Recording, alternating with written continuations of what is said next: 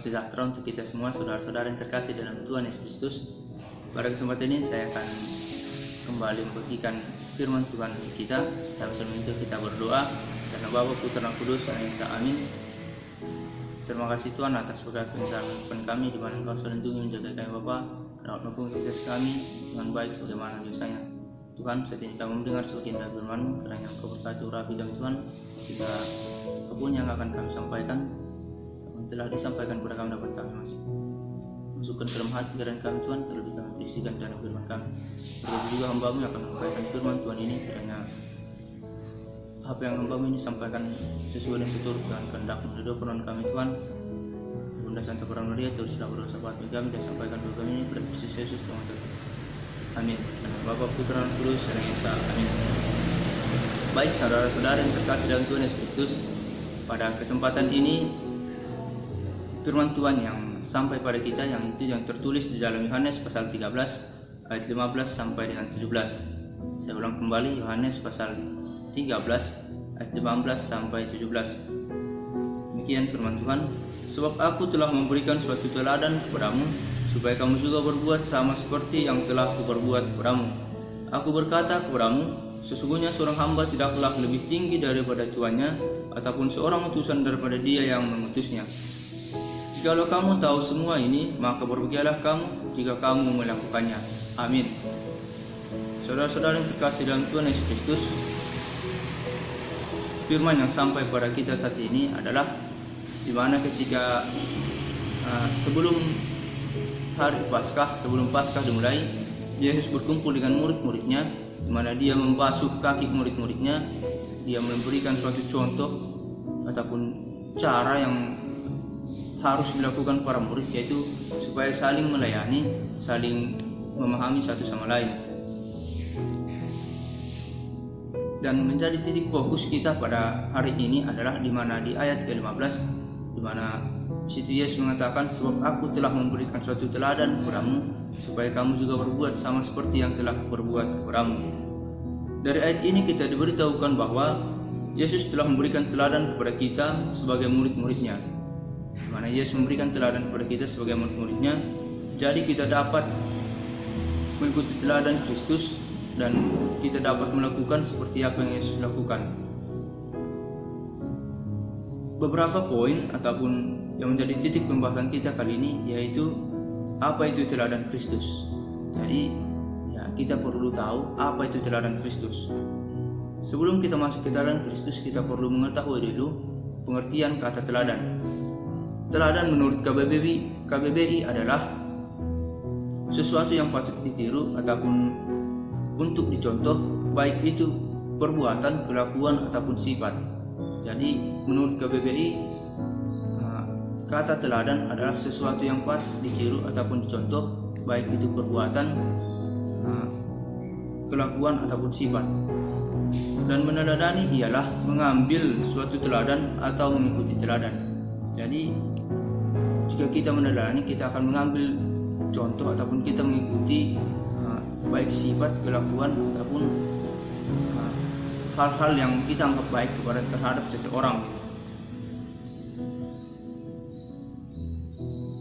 Jadi saudara-saudara yang terkasih Tuhan Yesus Kristus, kita sebagai orang percaya pada Kristus, maka kita harus meniru. Kita harus meniru, mencontoh semua perbuatan, kelakuan dan sifat yang ada di dalam diri Yesus, sehingga kita memang layak disebut sebagai pengikut-pengikutnya, dan kita layak disebut sebagai orang Kristen sejati. Kristus meninggalkan teladan kepada kita supaya itu menjadi pola dan panduan hidup kita, dan itu menjadi hal yang kita tanamkan dalam depan kita. Kita melakukannya dengan penuh hati, penuh syukur, dengan penuh sukacita, sehingga kita tahu bahwa Dia yang memberikan teladan bukan hanya saat Dia hidup. Yesus memberikan kita teladan bukan pada saat Dia hidup, tapi ketika Dia mati pun di kayu salib, Dia memberikan teladan untuk kita untuk mengikuti jejaknya. Kita dapat baca di 1 Petrus 2:21. Teladan hidup yang Yesus tinggalkan saat proses sengsara sampai Ia mati kayu salib, yaitu ada beberapa hal, yaitu yang pertama yaitu teladan pengampunan. Teladan pengampunan di sini kita tahu di mana Dia sebenarnya sudah tahu bahwa orang yang akan menyerahkannya yaitu Yudas Iskariot, tapi dia masih memberikan sikap ataupun contoh di mana dia tidak langsung menyerang ataupun menyalahkan Yudas Iskariot, tapi dia memberikan pengampunan. Dan teladan yang kedua yaitu kerendahan hati. Kristus Yesus adalah orang yang memang bisa kita contoh ataupun tokoh yang kita ikuti dalam hal kerendahan hati, di mana dia memiliki kerendahan hati. Dia tidak pernah meninggikan hati, dia selalu berserah kepada Tuhan, dia selalu berserah kepada Bapa. Segala sesuatunya dilakukan sesuai dengan seturut dan kehendak Bapa. Poin yang ketiga yaitu kemurahan hati.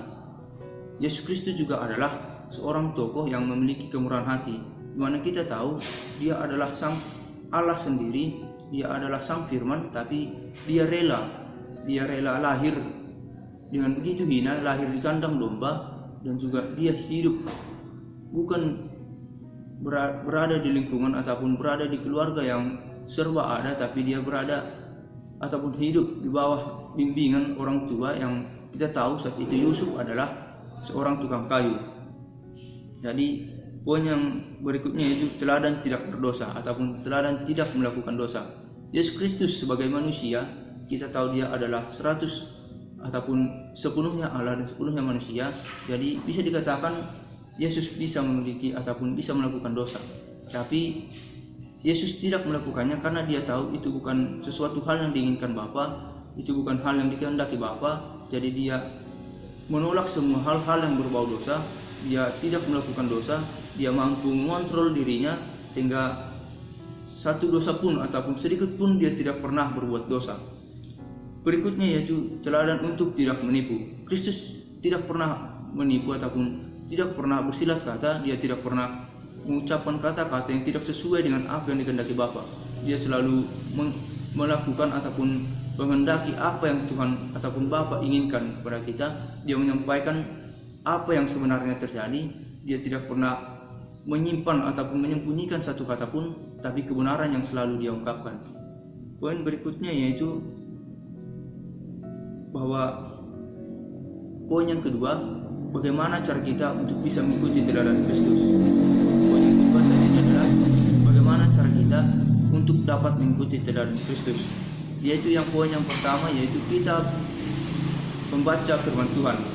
Kita membaca firman Tuhan. Jadi saudara-saudara yang terkasih, kita harus tetap berpegang teguh, kita membaca firman Tuhan, kita renungkan firman Tuhan siang dan malam seperti yang tertulis di Ulangan pasal 6 ayat 6 sampai 7, di mana situ dikatakan itu supaya itu menjadi suatu tanda untuk kita.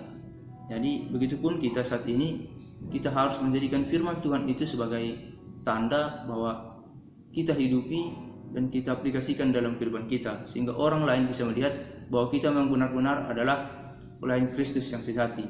Dan poin yang berikutnya yaitu kita selalu berdoa. Berdoa adalah bahwa ini alat komunikasi kita untuk berkomunikasi dengan Tuhan. Kita dengan cara berdoa kita menyampaikan segala keinginan kita ataupun sesuatu yang kita butuhkan, yang kita harapkan, kita doakan kepada Tuhan dengan penuh iman dan hati yang suci, sehingga Tuhan akan selalu mendengar walaupun tidak langsung dijawab, tapi kita tahu Tuhan mengerti apa yang kita butuhkan. Tuhan lebih tahu apa yang paling kita butuhkan dalam kehidupan kita. Dan poin yang berikutnya itu berserah kepada Tuhan. Seperti Kristus yang selalu berserah kepada Bapa, dia selalu menyerahkan dirinya. Kita tahu dia juga adalah Allah, tapi dia menyerahkan diri kepada Bapa. Itu sebagai contoh untuk kita, supaya kita juga melakukan hal tersebut. Kita berserah kepada Tuhan, apapun yang kita lakukan, apapun yang kita kerjakan, kita selalu berserah kepada Tuhan. Biarkan rencana Tuhan ataupun kehendak Tuhan yang jadi dalam kehidupan kita. Firman Tuhan juga mengajarkan kita orang percaya supaya menjadi teladan bagi orang lain. Kita dapat baca ini di 1 Tesalonika pasal 1 ayat 7, di 1 Timotius 4 ayat 12 dan Titus 2 ayat 7. Kita bisa baca secara individu. Jadi di mana firman Tuhan mengajarkan di situ, kita akan menemukan poin bahwa Tuhan ingin supaya kita menjadi teladan juga untuk orang lain. Kita bisa menjadi hal yang dapat contoh orang lain. Di mana hidup kita harus menjadi surat yang terbuka yang dapat dibaca orang lain dan juga menjadi pola di mana setiap orang menemukan kehidupan Tuhan Yesus di dalam kehidupan kita. Jemaat yang dewasa seharusnya sudah mati bagi dunia. Maksudnya mati bagi dunia adalah kita tidak mementingkan keinginan dunia yang kita dahagi, tapi kita berserah kepada Tuhan. Kita melakukan setiap rencana Tuhan, apapun yang Tuhan inginkan dalam kehidupan kita, yaitu bahwa kita menentang hal-hal yang tidak Tuhan inginkan, hal-hal yang tidak berkenan kepada Tuhan. Kita tentang, ya, kita melakukan segala sesuatu yang baik, kita melakukan apa yang Tuhan firmankan, apa yang Tuhan katakan kepada kita, sehingga itu dapat menjadi suratan ataupun surat yang dapat dibaca orang lain dalam kehidupan kita secara lisan. Jadi ya, bukan hanya firman Tuhan yang kita baca dalam bentuk tulisan seperti Alkitab, tapi firman Tuhan itu dapat dibaca orang lain dalam perbuatan ataupun pola hidup kita kesehariannya. Jadi dengan demikian, saudara-saudara yang terkasih dalam Tuhan Yesus Kristus, orang percaya pada Tuhan Yesus artinya kesediaan untuk memberikan hidup kita menjadi teladan. Hidup kita menjadi teladan dengan cara kita mengikuti teladan Kristus yang telah Dia berikan kepada kita sebelum Dia terangkat ke surga, baik waktu Dia masih melakukan pelayanannya di dunia ini, ketika Dia menyebarkan kebenaran firman Tuhan, menyampaikan apa yang Bapa ingin sampaikan kepada manusia, dilakukan segala sesuatunya.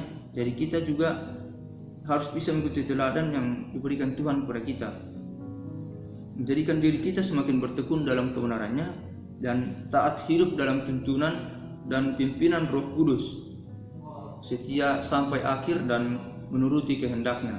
Jadi kita dituntut saat ini menjadi teladan, bukan hanya untuk diri kita sendiri, tapi untuk orang lain.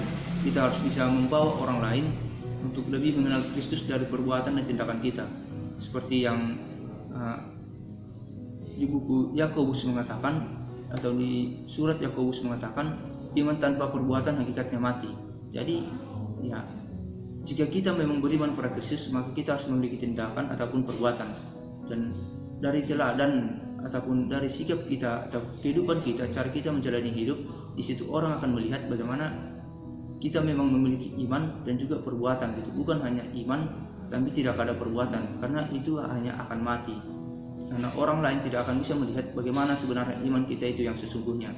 Jadi saudara-saudara yang terkasih, mungkin ini yang dapat saya sampaikan pada hari ini, pada kesempatan ini. Semoga ini dapat menjadi berkat bagi kita semua, bagi rema kehidupan kita semua, dan kita aplikasikan dalam tujuan kita. Mari kita bersama-sama menjadi teladan, kita mengikuti jalan Kristus dan menjadi teladan untuk orang lain yang ada di sekitar kita, dan kita dapat menjadi surat yang dapat dibaca orang lain. Demikian dapat saya sampaikan. Kemuliaan pada Sang Allah selama-lamanya. Amin. Kita bersatu dalam doa dan nama Bapa, Putra, dan Kudus. Amin. Terima kasih Tuhan, karena telah selesai mendengar sebagian dari firman-Mu. Kiranya Bapa, Engkau bantu kami Tuhan, urapi kami, sehingga kami memang dapat menjadi teladan untuk orang lain Tuhan. Dapat mengikuti teladan-Mu yang begitu luar biasa, sehingga kami dapat disebut sebagai orang Kristen sejati yang memang layak disebut sebagai pengikut Kristus. Dan kami dapat menjadi surat yang dapat dibaca orang lain Tuhan. Bantu kami Bapa, agar kami lebih layak lagi di hadapan dua permohonan kami Tuhan. Dalam dasar Santa Peran Maria, terus berdoa sahabat bagi kami.